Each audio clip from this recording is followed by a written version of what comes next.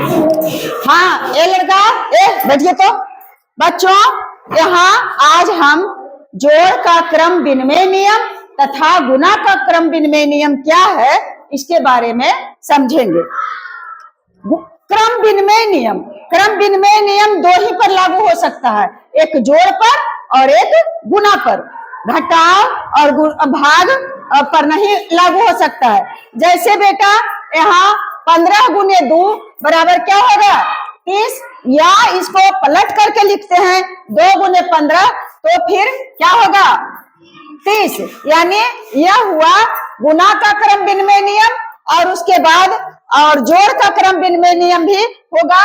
जैसे 15 और जोड़ 5 या 5 और जोड़ 15, यही यहाँ 15 5 20 आया और फिर 15 5 20 आया।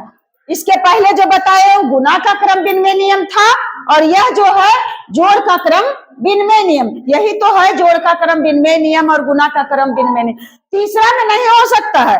जैसे अगर हम 4 भागा 2 दें तो, या इधर 2 भागा 4 दे दें तो दोनों का उत्तर एक आएगा। 2 में से भाग देंगे तो 2 आया, और यहाँ 2/4 2 दूनी 4 बराबर 1/2 आया। अर्थात भाग का क्रम विनिमय नियम नहीं होगा।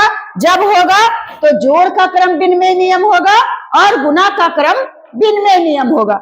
इसका मतलब हुआ कि यदि हम पलटते हैं, पलट करके भी जोड़ते हैं तो जो योगफल उतना ही आएगा, और गुणा में भी पलट करके गुणा करते हैं तो गुणनफल उतना ही आएगा, दोनों तरफ उतना ही आएगा। अब जैसे हम यहाँ दिया हुआ है एक उदाहरण, दूसरा अगर देते हैं तो 30 और जोड़ 50 है, तो इसको हम उलट करके लिखना चाहते हैं तो 50 और जोड़ 30 कर देते हैं। तो बेटे यहाँ 30 में 50 जोड़ेंगे तो भी 80 आएगा, और 50 में 30 जोड़ेंगे तो भी 80 आएगा। यही है जोड़ का क्रम विनिमय नियम।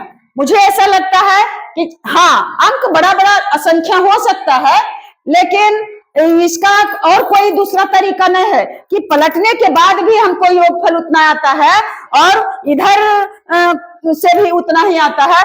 उसी प्रकार से अगर हम गुना करते हैं, इसी को हम गुना करके देखते हैं। यहाँ हम गुना कर दिए, जैसे जोड़ में इतना ही आया तो 5 या 15 इतना का आया हमें यहाँ 1500, और इसको इसमें भी उलट करके गुना किए तो 5 या 15 यहाँ भी आया 1500।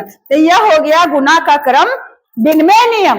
अब हमें लगता है कि आप लोग समझ जाएंगे और हम विशेष